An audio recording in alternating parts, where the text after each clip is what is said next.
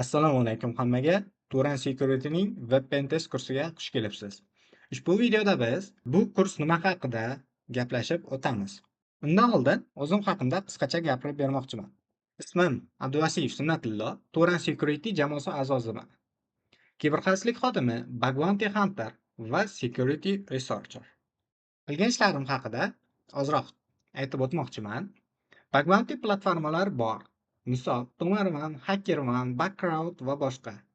O'zbekistonda birinchi bo'lib Tumarman platformasida birinchi o'ringa chiqqan Bounty Hunter hisoblanaman. Bundan tashqari, Qozog'istonning Gokz, Nubank, Ego, Kaspi va boshqa platformalardan zaifliklar topib topshirganman.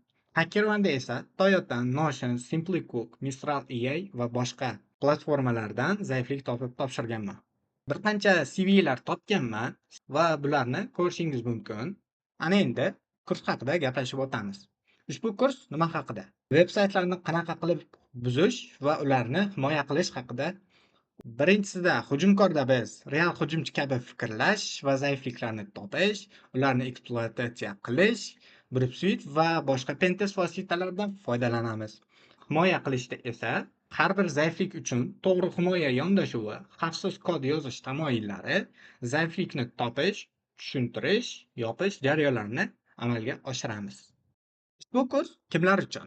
Webpentestga endi kirgan o'quvchilar va o'z bilimini oshirmoqchi bo'lgan insonlar uchun.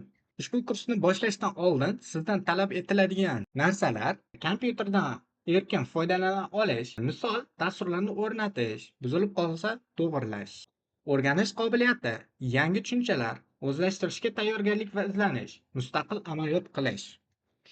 Ingliz tili esa ixtiyoriy, sababi biz ingliz tilida gapirib o'tirmaymiz, shunchaki dasturlarni ichi asosan ingliz tilida bo'lgani tufayli tarjima qilishga qiynalib qolishimiz mumkin, lekin yo'lma-yo'l o'rganib olsalaring bo'ladi.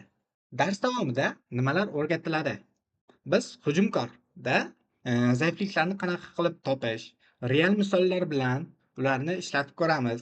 Har bir zaiflik ortidagi mantiqni tushunib olamiz. Himoya qilishda esa biz kodlar qanaqa yozilgan, ularni qanaqa qilib xavfsiz qilishimiz mumkin. Bundan tashqari qanaqa dasturlar orqali shunchaki ularni yanada himoya qilishni kuchaytirishimiz mumkinligi haqida gaplashib o'tamiz. Dars rejasi 2 bo'limdan iborat. Birinchi bo'limda biz nazariya, ikkinchi bo'limda esa amaliyot. Nazariyada biz ushbu zaiflik yuzaga chiqadi, uni ortida nimalar sodir bo'ladi va uni to'g'irlash uchun dasturlar yoki boshqa bilimlar kerak bo'lishini gaplashib o'tamiz. Amaliyot qismida esa biz xuddi shu narsani ishlatib, ekspluatatsiya qilib, kerak bo'lsa himoya qilishni ham ko'rib o'tamiz.